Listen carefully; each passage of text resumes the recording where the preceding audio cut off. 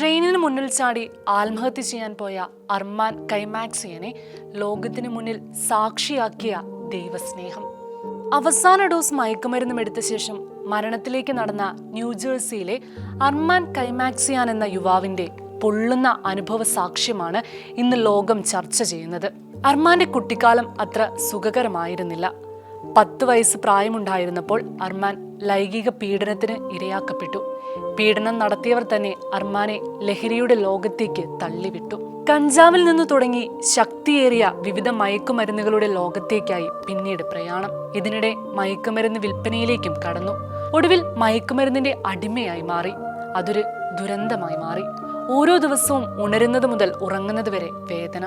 ഒടുവിൽ അവസാന heroin dose എടുത്ത ശേഷം ജീവിതം അവസാനിപ്പിക്കാനായി റെയിൽവേ ട്രാക്കിലേക്ക് നടന്നു നീങ്ങി. റെയിൽവേ ട്രാക്കിലേക്ക് പോകുന്ന വഴിയിലുള്ള ഒരു ആശുപത്രിക്ക് മുന്നിലെത്തിയപ്പോൾ അകത്തു പോകണമെന്ന് ഒരു ശക്തമായ പ്രേരണ തോന്നി.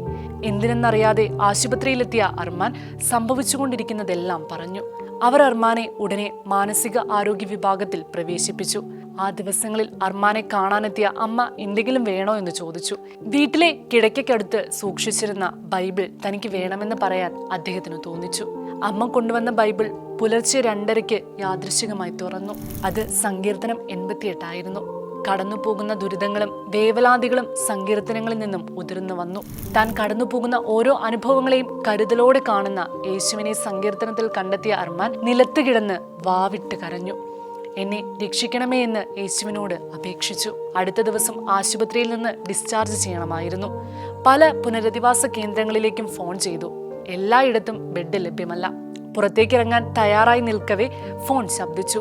നേരത്തെ തന്നെ സ്വീകരിക്കില്ലെന്നറിയിച്ച പുനരധിവാസ കേന്ദ്രത്തിലെ ഡയറക്ടറായിരുന്നു അത്.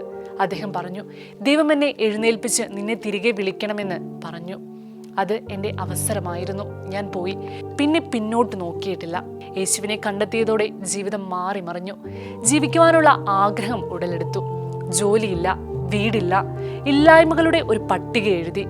ജോലി നേടുക, പഠനം പൂർത്തിയാക്കുക, പങ്കാളിയെ കണ്ടെത്തുക, ഒടുവിൽ യേശുക്രിസ്തു എൻ്റെ ജീവിതം എങ്ങനെ രക്ഷിച്ചു എന്നൊരു പുസ്തകം എഴുതുക. 2 കൊറിന്തോസ് 5-ാം അധ്യായം 17-ാം വാക്യം. ക്രിസ്തുവിൽ ഉള്ളവൻ പുതിയ സൃഷ്ടിയാണ്.